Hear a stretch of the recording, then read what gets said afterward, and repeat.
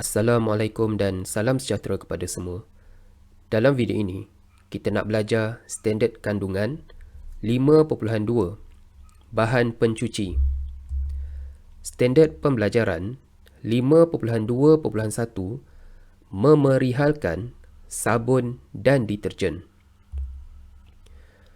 Penggunaan bahan pencuci semasa membasuh dan penjagaan kebersihan peribadi merupakan sebahagian daripada rutin kehidupan manusia. Secara amnya, bahan pencuci merujuk kepada sabun dan deterjen. Okey, sabun . Sabun ialah garam natrium atau kalium bagi asid lemak. Asid lemak ialah asid karboksilik berantai panjang. Okay, ini adalah formula struktur bagi asid lemak di mana R ialah rantai hidrokarbon panjang iaitu kumpulan alkil yang mengandungi sekurang-kurangnya 8 atom karbon. Namun begitu, kebiasaannya kumpulan alkil mengandungi 12 sehingga 20 atom karbon. Okay, ini adalah formula struktur bagi asid lemak tepu dan juga asid lemak tak tepu yang telah kita pelajari dalam video sebelum ini. Di mana di dalam asid lemak tepu, dia hanya ada ikatan karbon tunggal sahaja, manakala di dalam asid lemak tak tepu, dia ada ikatan karbon tunggal dan juga sekurang-kurangnya satu ikatan karbon ganda 2. Sumber asid lemak dapat diperoleh daripada ester semula jadi yang terdapat di dalam lemak haiwan ataupun minyak sayuran.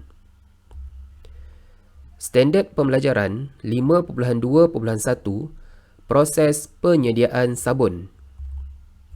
Sabun boleh disediakan daripada minyak sayuran atau lemak haiwan melalui tindak balas saponifikasi. Di mana minyak sayuran yang biasa digunakan adalah minyak kelapa sawit, minyak zaitun dan juga minyak kelapa. Manakala lemak haiwan yang biasa digunakan adalah lemak kambing dan juga lemak lembu. Saponifikasi ialah proses yang melibatkan hidrolisis minyak atau lemak dengan larutan alkali pekat, iaitu sama ada larutan natrium hidroksida atau kalium hidroksida. Hasil tindak balas ini ialah gliserol dan garam asid lemak iaitu sabun. Jadi sabun itu sebenarnya adalah garam asid lemak. Berikut adalah persamaan am bagi tindak balas saponifikasi. Kita ada minyak ataupun lemak, kita tindak balaskan dengan alkali pekat, dia akan menghasilkan gliserol dan juga sabun. Contoh 1, tindak balas saponifikasi untuk menghasilkan sabun dengan menggunakan larutan natrium hidroksida. Okay, kita ada formula struktur bagi minyak ataupun lemak. Kita tindak balaskan dengan alkali pekat. Dalam contoh ini, kita gunakan larutan natrium hidroksida. Okay, ada 3 mol natrium hidroksida kerana ada 3 molekul asid lemak di sini. Ada 3 molekul asid lemak. Jadi, nama tindak balas ini adalah tindak balas saponifikasi. Apa yang akan berlaku ialah molekul minyak ataupun lemak ni dia akan berpisah menjadi 2 bahagian.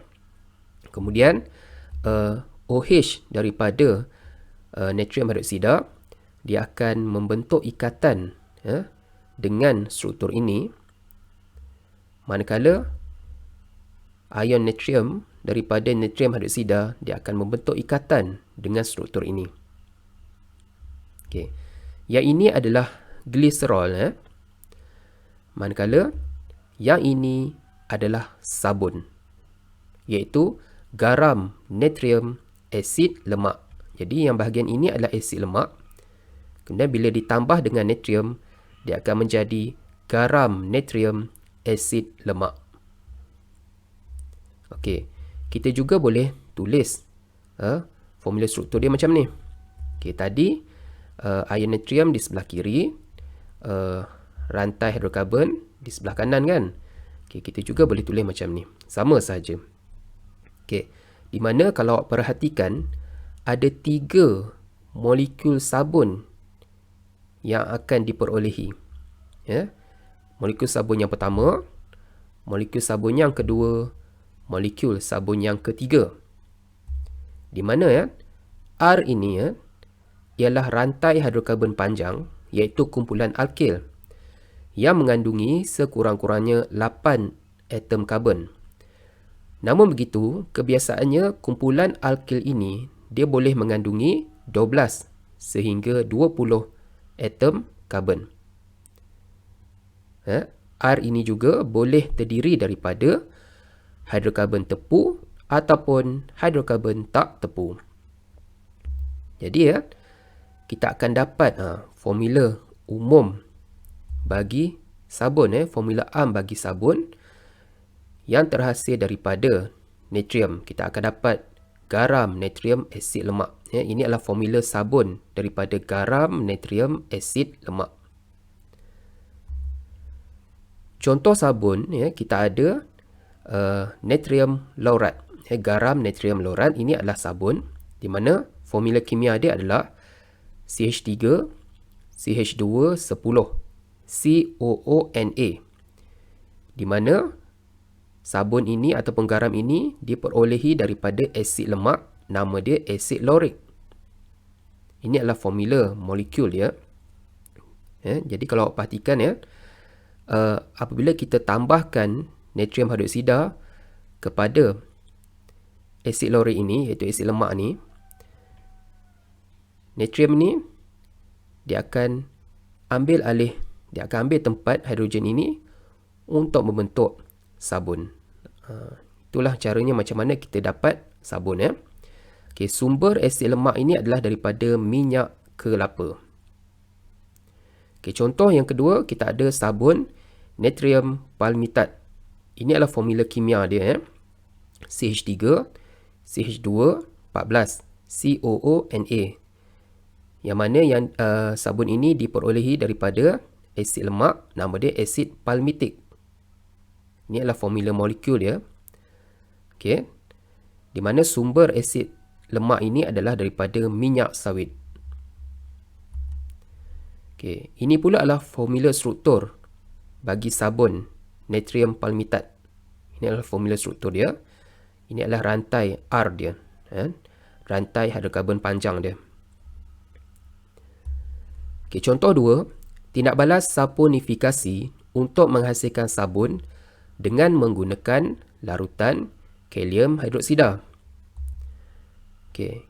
Jadi persamaan am dia sama. Persamaan am tindak balas saponifikasi, kita ada minyak ataupun lemak, kita tambahkan dengan alkali pekat, akan dapat gliserol dan juga sabun.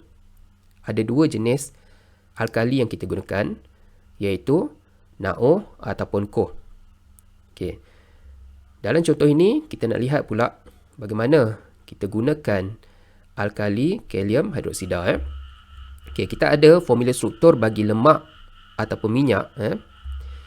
Kita tindak balaskan dengan alkali kalium hidroksida. Okey, seperti tadi, sama saja prosesnya. OH daripada kalium hidroksida ini, dia akan membentuk ikatan dengan bahagian ini, dengan bahagian ini. Manakala ion kalium pula, dia akan membentuk ikatan dengan bahagian ini. Di mana ini adalah molekul gliserol, ini pula adalah molekul sabun, iaitu garam kalium asid lemak. Kenapa nama dia garam kalium? Sebab dia ada ion kalium di sini. Okey, formula strukturnya kita boleh tulis macam ni, sama saja. Macam ni boleh, macam ni pun boleh. Jadi, kita akan dapat 3 molekul sabun, di mana formula AMP dia adalah RCOOK. Jadi, ini adalah formula AMP sabun daripada garam kalium asid lemak. Ini adalah kalium, ini pula adalah asid lemak. Contoh sabun, kita ada kalium stearat. Formula kimianya adalah CH3, CH2, 16, COOK. Di mana asid lemaknya adalah daripada asid stearik. Sumbernya adalah daripada lemak haiwan. Okey, ini pula adalah formula struktur bagi sabun kalium stearat. Ini adalah rantai R dia, panjang. Okey. Apa itu deterjen pula? Penghasilan deterjen bermula semasa Perang Dunia Kedua, hasil daripada kekurangan lemak haiwan dan minyak sayuran untuk membuat sabun. Kita tahu untuk menghasilkan sabun, kita perlukan lemak haiwan ataupun minyak sayuran. Deterjen pula biasanya diperbuat daripada pecahan petroleum. Deterjen ni dia dibuat daripada pecahan petroleum. Jadi deterjen ialah bahan pencuci sintetik dan dikenali sebagai bahan pencuci bukan sabun. Deterjen ialah garam natrium bagi asid sulfonik. Manakala sabun pula ialah garam natrium atau garam kalium bagi asid lemak. Dua jenis asid sulfonik yang digunakan untuk membuat deterjen ialah asid alkil sulfonik dan asid alkil benzena sulfonik. Okey, ini adalah formula struktur bagi asid alkil sulfonik, ataupun nama lain dia adalah alkil hidrogen sulfat. Manakala ini pula adalah formula struktur bagi asid alkil benzena sulfonik. Okey, R ini kita tahu adalah kumpulan alkil, di mana R ini dia mewakili rantai hidrokarbon yang panjang. Okey, ini pula adalah bahagian asid sulfonik. Ini adalah bahagian asid sulfonik. Jadi sebab itulah nama dia, yang ini nama dia asid alkil sulfonik, ataupun nama lain dia adalah alkil hidrogen sulfat. Okey, yang ini pula, yang ini adalah formula struktur bagi benzena. Jadi nama dia adalah asid alkil benzena sulfonik. Okey, ini adalah formula struktur bagi benzena. Benzena ini adalah dia terdiri daripada 6 atom karbon yang disusun dalam bentuk siklik. Ini pula adalah formula struktur benzena yang diringkaskan dalam bentuk cincin. Terdapat dua kumpulan umum deterjen, iaitu kita ada yang pertama yang terhasil daripada asid alkil sulfonik ataupun alkil hidrogen sulfat, di mana nama deterjennya adalah natrium alkil sulfat. Natrium alkil sulfat. Formula kimia dia adalah ROSO3Na. Okey. Yang kedua yang terhasil daripada asid alkil benzena sulfonik, nama deterjen ini adalah natrium alkil benzena sulfonat.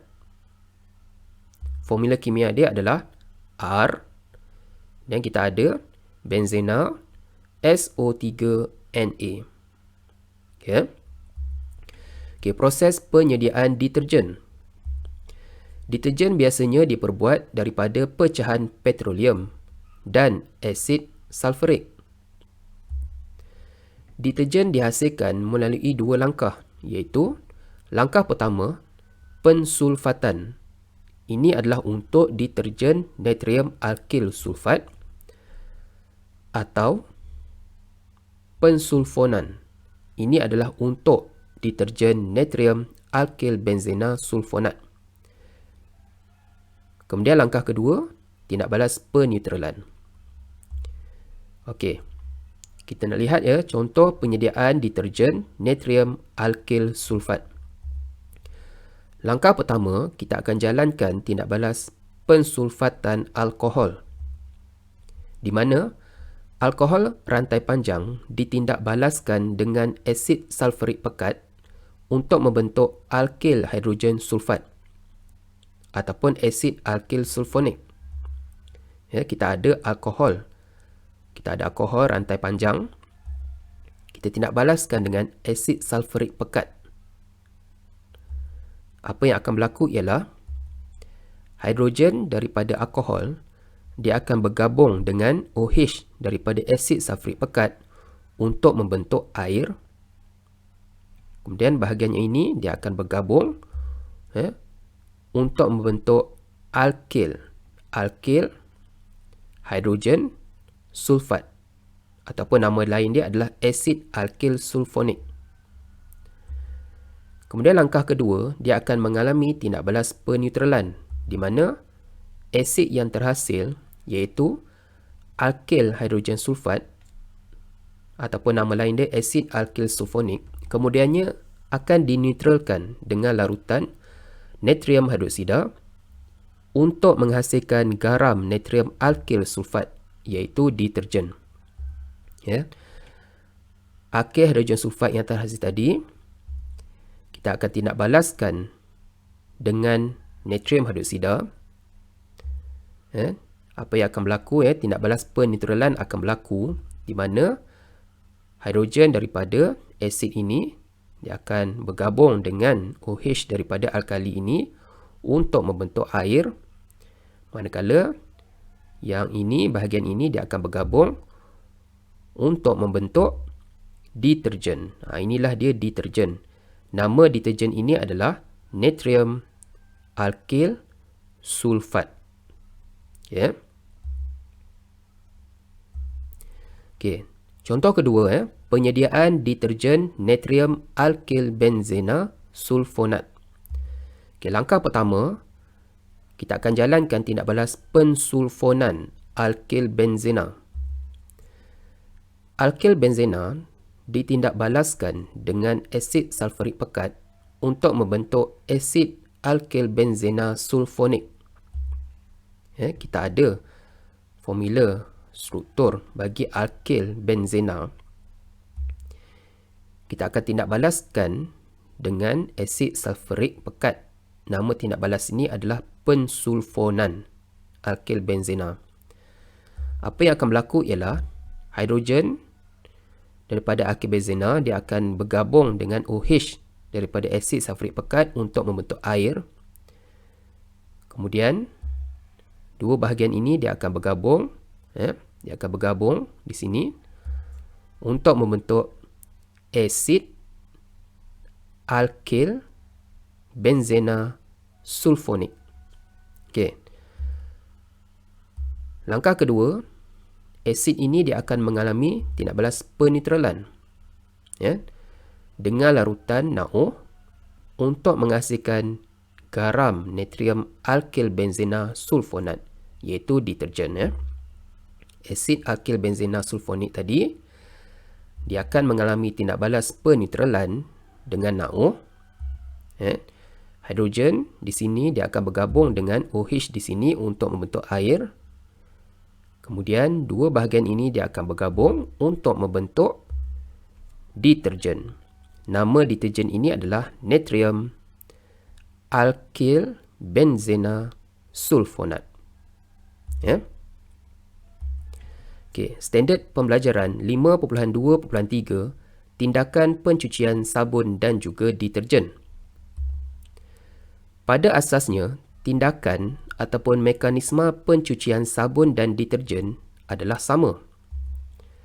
Sabun dan deterjen bertindak sebagai ejen pengimulsi, iaitu ejen yang dapat menjadikan zarah minyak atau gris kekal terapung dalam air dan tidak membentuk dua lapisan. Kerana molekul sabun dan deterjen dapat larut di dalam minyak atau gris dan juga air. Ya. Okey, ini adalah gris. Gris itu adalah minyak pekat dalam bentuk pepejal atau separa pepejal. Ya. Gris itu adalah minyak pekat dalam bentuk pepejal atau separa pepejal. Okey. Gris juga terdapat pada rantai basikal ataupun rantai motor. Kita dapat minyak pekat yang warna hitam tu kan. Itu adalah gris. Ya.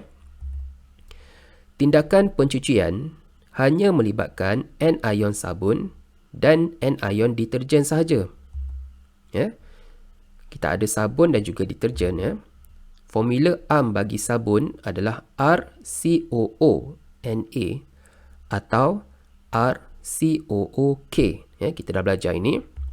Manakala formula AMP bagi deterjen kita ada ROSO3Na atau R, kita ada benzena SO3Na. Okey. Apabila sabun dilarutkan di dalam air, molekul sabun dia akan tercerai untuk membentuk anion sabun dan juga cation sabun. Ya, anion tu adalah ion yang bercas negatif, cation pula adalah ion yang bercas positif. Ya, sabun apabila kita larutkan di dalam air, ion-ion ini akan tercerai untuk menjadi anion dan juga cation. Ya. Begitu juga deterjen. Apabila deterjen dilarutkan di dalam air, molekul deterjen dia akan tercerai untuk membentuk anion dan juga cation. Ya. Deterjen kita larutkan di dalam air, ion-ionnya akan tercerai untuk membentuk anion dan juga cation. Ya. Okey, di mana ya? Hanya bahagian anion, hanya bahagian ion yang bercas negatif sahaja yang terlibat dalam tindakan pencucian. Manakala ion yang bercas positif iaitu cation dia tidak terlibat. Ya. Okey, ingat ya, hanya bahagian anion iaitu ion yang bercas negatif sahaja terlibat dalam tindakan pencucian. Ya. Kita ada formula AMP bagi sabun, ya, formula AMP bagi deterjen. Ya, hanya anion sahaja yang terlibat dalam tindak balas dalam tindakan pencucian, ya, manakala cation dia tidak terlibat.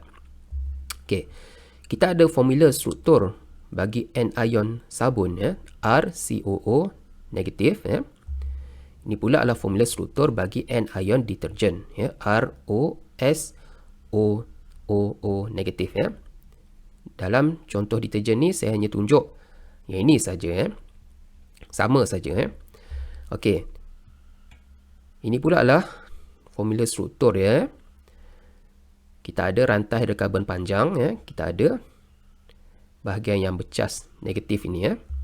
Ini pula adalah formula struktur bagi anion deterjen, ya. Okey. Ini adalah struktur ringkas bagi anion, ya. Di mana kita ada bahagian ini dan juga bahagian ini. Bahagian ini mewakili yang ini, yang panjang ini. Bahagian negatif dia mewakili yang bulatan ini, ya. Begitu juga struktur ringkas bagi anion deterjen, ya. Yang panjang ini kita wakilkan bentuk dia macam ni. Yang bahagian negatif ini kita wakilkan bentuk dia bulatan macam ni. Okey. Apa maknanya, ya? Baik. Bahagian yang bercas ini, ya, ini adalah bahagian kepala. Manakala yang ini adalah bahagian ekor. Ya, yang panjang ini adalah ekor. Yang ada cas negatif ni adalah kepala. Okey, begitu juga anion bagi deterjen, sama, ya. Bahagian yang ini, ya, yang ada cas negatif ni adalah bahagian kepala. Manakala bahagian yang belakang yang panjang ini, rantai hidrokarbon ini adalah bahagian ekor. Okey. Bahagian kepala adalah bahagian yang bercas negatif, manakala bahagian ekor adalah bahagian yang tidak bercas. Awak kena ingat tu ya. Bahagian kepala dia bersifat hidrofilik. Hidrofilik ini bermaksud dia larut dalam air. Manakala bahagian ekor dia bersifat hidrofobik, yang bermaksud dia tidak larut di dalam air. Okay. Kalau dia larut dalam air ya, hidrofilik ni dia larut dalam air, maka dia tak larut dalam minyak atau grease. Dia terbalik ya. Hidrofobik pula dia tak larut dalam air, tetapi dia larut dalam minyak atau grease. Okay, begitu juga anion bagi deterjen. Bahagian kepala adalah bahagian yang bercas negatif, manakala bahagian ekor adalah bahagian yang tidak bercas. Bahagian kepala dia bersifat hidrofilik, iaitu larut dalam air, manakala bahagian ekor dia bersifat hidrofobik, iaitu tak larut dalam air. Kalau dia larut dalam air, bermaksud dia tak larut dalam minyak atau grease. Kalau dia tak larut dalam air, bermaksud dia larut dalam minyak atau grease. Okey. Jadi macam mana cara kita nak ingat Okey. Dia ada dua bahagian, satu bahagian hidrofilik, satu bahagian hidrofobik. Okey. Dalam perkataan hidrofilik, dia ada huruf L kan? Jadi dalam kepala pun ada huruf L. Jadi hidrofilik tu adalah kepala. Kalau hidrofilik kepala, sudah tentulah hidrofobik itu ekor. Okey. Okey. Ekor adalah bahagian yang paling panjang. Ini adalah ekor. Kita tahu kan, yang paling panjang tu adalah ekor. Jadi, bahagian kepala adalah bahagian yang bercas negatif. Okey, seterusnya. Hidro itu maksudnya air ya. Hidro memang maksudnya air. Fobik pula, awak ingat fobia. Fobik tu bukan maksudnya fobia. Cuma kita buat perumpamaan saja. Ya. Hidro tu memang maksudnya air. Fobik tu awak ingat fobia. Jadi, hidrofobik maksudnya fobia air. Iaitu tak suka air. Jadi ya, hidrofobik tu dia tidak larut dalam air. Kalau dia tak larut dalam air, bermaksud dia larut dalam minyak atau grease ya. Oleh kerana hidrofobik ini dia tak larut dalam air, ini bermaksud hidrofilik dia larut dalam air. Dia terbalik macam tu Kalau dia larut dalam air, ini bermaksud dia tak larut dalam minyak. Okay, ini cara macam mana kita nak ingat, macam mana kita nak hafal Okey, kita nak lihat pula tindakan pencucian sabun dan deterjen. Dalam contoh ni saya tunjuk mekanisme tindakan pencucian sabun saja. Proses dia sama saja, deterjen sama, sabun pun sama Jadi kita tahu ini adalah struktur bagi sabun di mana bahagian yang bercas positif dia tidak terlibat dalam mekanisme pencucian. Yang terlibat hanya bahagian yang bercas negatif saja, iaitu bahagian kepala yang bersifat hidrofilik, iaitu larut dalam air, dan juga bahagian ekor yang bersifat hidrofobik, yang tak larut di dalam air. Okey, langkah pertama sabun atau deterjen ini dia bertindak sebagai ejen pembasah. Okey molekul-molekul air dia sentiasa menarik di antara satu sama lain Molekul air ni sentiasa menarik di antara satu sama lain. Apabila sabun atau deterjen dimasukkan ke dalam air, sabun atau deterjen dia akan mengion untuk menghasilkan anion dan juga cation yang bebas bergerak di dalam air. Bahagian kepala iaitu hidrofilik, bahagian kepala iaitu hidrofilik, dia akan larut di dalam air. Kerana hidrofilik itu dia suka air ya. Bahagian kepala hidrofilik dia akan larut di dalam air, manakala bahagian ekor iaitu hidrofobik dia akan terkeluar daripada permukaan air. Bahagian kepala iaitu hidrofilik dia akan menarik molekul air ke arahnya. Bahagian kepala ni, hidrofilik ni dia suka air. Jadi dia sentiasa menarik molekul air ke arahnya. Ini menyebabkan daya tarikan antara molekul air dia menjadi lemah dan seterusnya merendahkan ketegangan permukaan air. Ini meningkatkan kebolehan air untuk membasahi permukaan kain. Sebelum kita tambah sabun, molekul air ini dia sentiasa menarik di antara satu sama lain. Jadi dia kurang membasahi. Dia kurang membasahi kain. Sebabnya molekul air ini dia sentiasa tertarik antara satu sama lain. Tetapi apabila kita tambah sabun, sabun ini dia akan menyebabkan, dia akan merendahkan ketegangan permukaan air, menyebabkan molekul air bersabun tadi dia akan tersebar secara luas pada keseluruhan permukaan kain. Apabila tegangan permukaan air direndahkan oleh sabun, molekul-molekul air dia akan tersebar luas dan membasahi permukaan kain ataupun bahan yang hendak dicuci. Jadi inilah kenapa sabun atau deterjen itu dia bertindak sebagai ejen pembasah.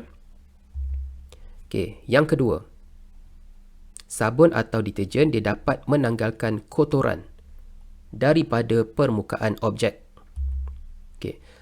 Permukaan kotor biasanya diselaputi dengan lapisan minyak atau grease.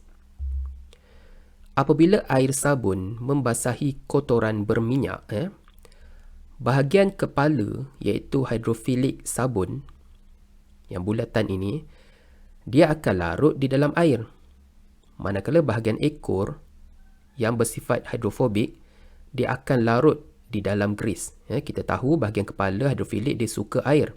Jadi dia akan pergi dekat air. Bahagian ekor adalah bersifat hidrofobik. Dia tak suka air. Jadi dia akan melarut ke dalam minyak ataupun grease. Daya tarikan antara molekul air dengan bahagian kepala iaitu hidrofilik dia akan menyebabkan kotoran grease ditanggalkan daripada permukaan kain apabila air dikocak. Bahagian kepala hidrofilik ini dia sangat suka air. Jadi dia akan sentiasa pergi ke arah air. Sebaliknya bahagian ekor ni dia tak suka air, dia akan larut ke dalam minyak. Jadi bahagian kepala ini dan juga air dia sentiasa menarik antara satu sama lain. Apabila air dikocak, grease ini dia akan tertanggal daripada permukaan kain. Langkah ketiga, mengimalsikan kotoran di dalam air. Sabun dan deterjen boleh bertindak sebagai ejen pengimalsian untuk mengimalsikan minyak ataupun grease. Proses pengimalsian akan memecahkan titisan besar grease menjadi titisan-titisan kecil yang terapung di dalam air. Bahagian kepala yang bersifat hidrofilik anion sabun atau anion deterjen akan mengelilingi grease. Ini menyebabkan grease terapung di dalam air. Daya tarikan antara molekul air dan juga bahagian kepala iaitu hidrofilik akan menyebabkan grease berpecah kepada titisan-titisan kecil. Titisan-titisan kecil grease dia sentiasa menolak di antara satu sama lain kerana dikelilingi oleh cas negatif. Maka titisan grease tidak akan bergabung semula. Titisan-titisan kecil grease juga dia tidak akan bergabung semula dengan permukaan kain kerana berlakunya tolakan sesama cas negatif pada permukaan grease dan cas negatif pada molekul air yang terdapat pada permukaan kain. Ini menyebabkan titisan grease dia akan terampai di dalam air dan membentuk emulsi. Apabila dibilas dengan air, permukaan kain akan menjadi bersih kerana titisan grease itu tertanggal ataupun tertinggal di dalam air. Ini adalah animasi dia. Kita ada kotoran grease.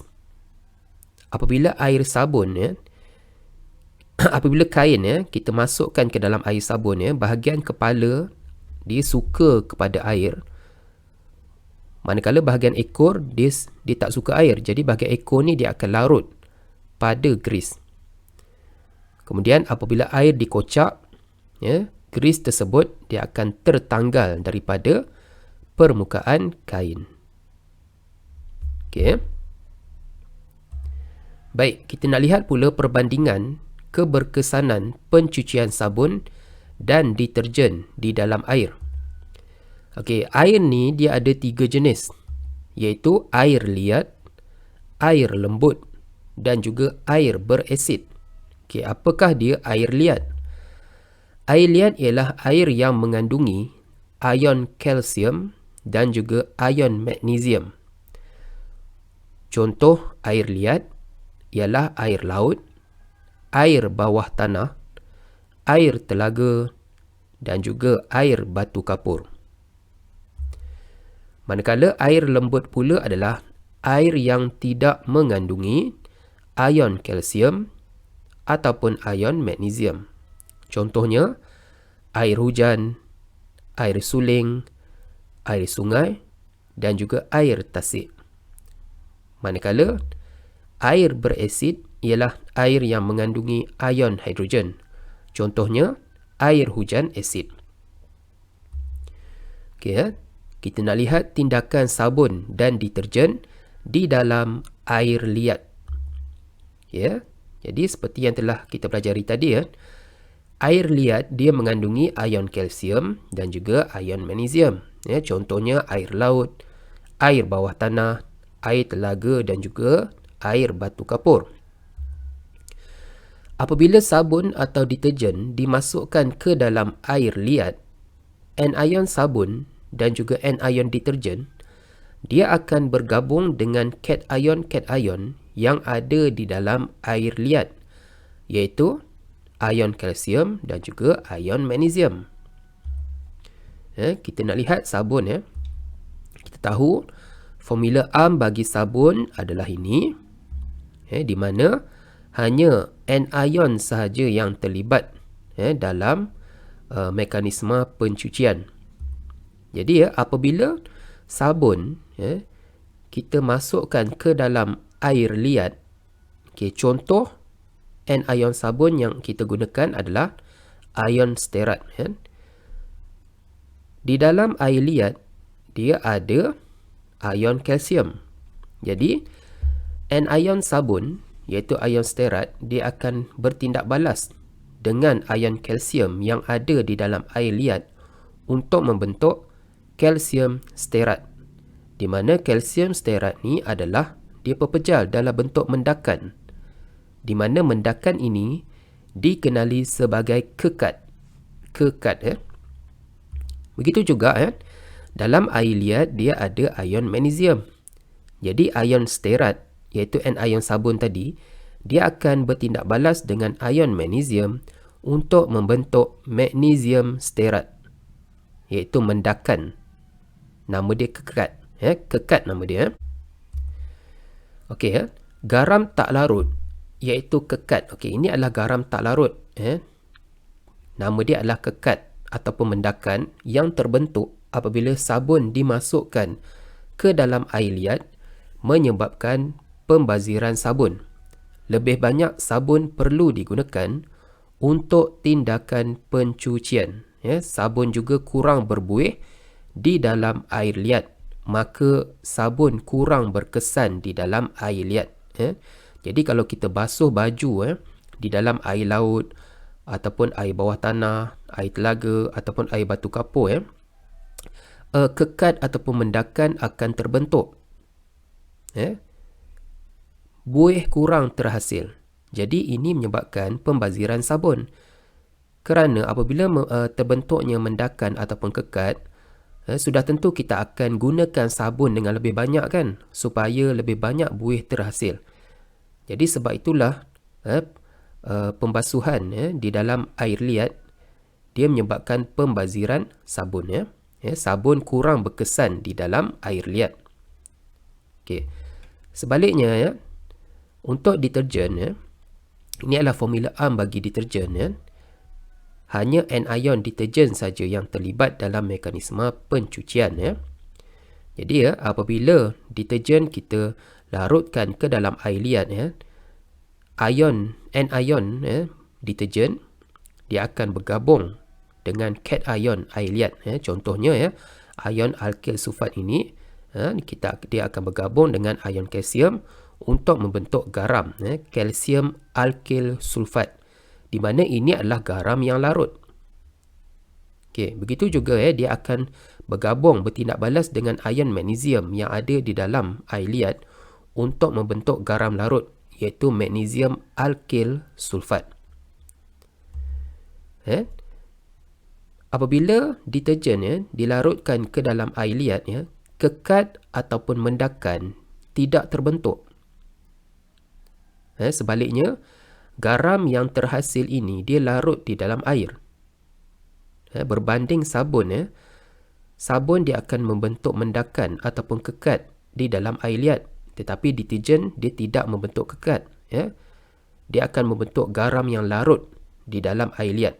Ini bermakna deterjen lebih berkesan sebagai ejen pencuci di dalam air liat berbanding sabun. Ini menyebabkan buih dihasilkan adalah lebih banyak. Okey, kita lihat pula tindakan sabun dan deterjen di dalam air lembut. Okey, kita tahu air lembut adalah air yang tidak mengandungi ion kalsium dan juga ion magnesium. Contohnya air hujan, air suling, air sungai dan juga air tasik. Okey, untuk sabun oleh kerana air lembut tidak mengandungi ion kalsium dan juga ion magnesium, maka sabun tidak membentuk kekat, iaitu mendakan di dalam air lembut. Oleh itu, sabun bertindak sebagai bahan pencuci yang baik dan berkesan di dalam air lembut. Okey. Untuk deterjen, deterjen tidak menghasilkan kekat, iaitu mendakan di dalam air lembut dan juga air liat. Oleh itu, deterjen bertindak sebagai bahan pencuci yang baik dan berkesan di dalam air lembut dan juga air liat. Okey, kemudian tindakan sabun dan deterjen di dalam air berasid. Okey, air berasid ialah air yang mengandungi ion hidrogen. Contohnya air hujan asid. Okey, untuk sabun, sabun tidak berkesan di dalam air berasid kerana sabun akan membentuk asid organik yang tidak larut di dalam air berasid. Manakala deterjen pula, dia berkesan di dalam air berasid kerana deterjen akan membentuk asid organik yang larut di dalam air berasid. Ini adalah perbandingan keberkesanan tindakan pencucian sabun dan juga deterjen. Okey. Yang pertama keberkesanan di dalam air lembut. Okey, untuk sabun dia berkesan sebagai ejen pencuci, begitu juga deterjen berkesan sebagai ejen pencuci. Maksudnya sabun dan deterjen dia boleh digunakan sebagai ejen pencuci di dalam air lembut. Manakala untuk air liat, sabun kurang berkesan di dalam air liat kerana sabun dia akan membentuk kekat, iaitu mendakan. Sebaliknya deterjen dia lebih berkesan berbanding sabun di dalam air liat kerana deterjen tidak membentuk kekat, tidak membentuk mendakan. Okay, untuk di dalam air berasid pula, sabun dia tidak berkesan sebagai ejen pencuci kerana sabun dia akan membentuk asid organik yang tidak larut di dalam air berasid. Sebaliknya, deterjen dia adalah berkesan sebagai ejen pencuci di dalam air berasid kerana deterjen dia akan membentuk asid organik yang larut di dalam air berasid. Okay. Okey, apakah dia kesan penggunaan sabun dan deterjen terhadap alam sekitar? Okey, sabun tidak menimbulkan masalah pencemaran alam sekitar. Hal ini kerana sabun diperbuat daripada sumber semula jadi, iaitu daripada minyak sayuran ataupun lemak haiwan. Oleh itu, sabun ialah bahan terbiodegradasikan, iaitu boleh diuraikan oleh bakteria. Sabun juga tidak beracun terhadap hidupan akuatik. Deterjen pula menimbulkan masalah pencemaran alam sekitar. Hal ini kerana deterjen terhasil daripada sumber sintetik, iaitu pecahan petroleum yang tidak terbiodegradasikan, iaitu tidak diuraikan oleh bakteria. Deterjen juga menghasilkan banyak buih. Pembentukan buih yang banyak ini akan menutupi permukaan air dan seterusnya menghalang oksigen daripada meresap masuk ke dalam air. Keadaan ini akan membunuh hidupan akuatik. Okay. Bahan tambah di dalam deterjen. Okay. Tahukah anda bahawa kebanyakan ejen pencuci kini merupakan deterjen? Terdapat pelbagai jenis deterjen di pasaran dengan kualiti pencucian yang berbeza bagi setiap jenama. Perbezaan ini adalah disebabkan oleh bahan tambah yang dimasukkan ke dalam deterjen tersebut.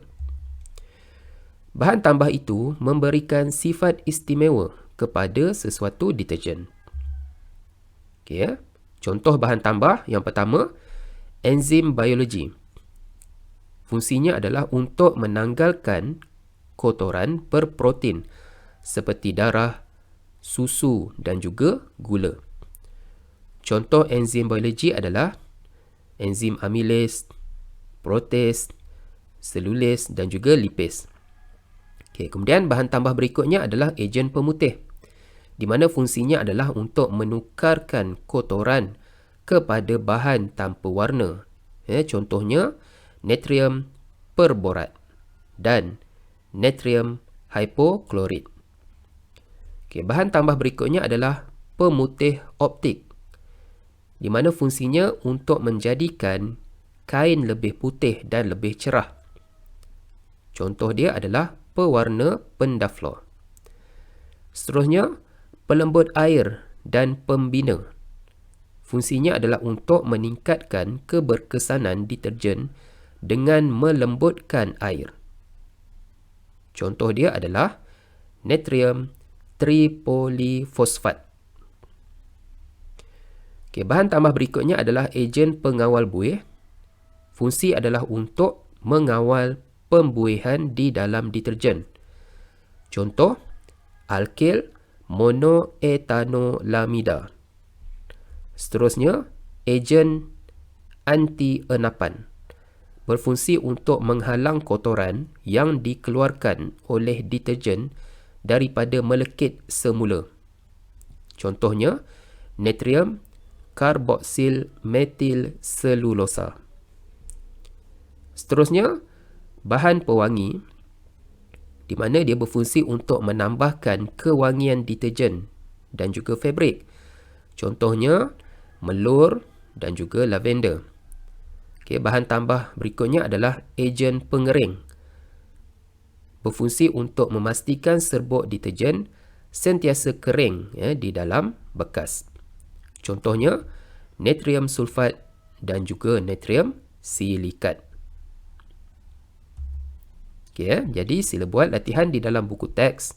Muka surat 176, uji diri 5.2 dan latihan di dalam buku kerja muka surat 179 sehingga 187. Sekian, terima kasih.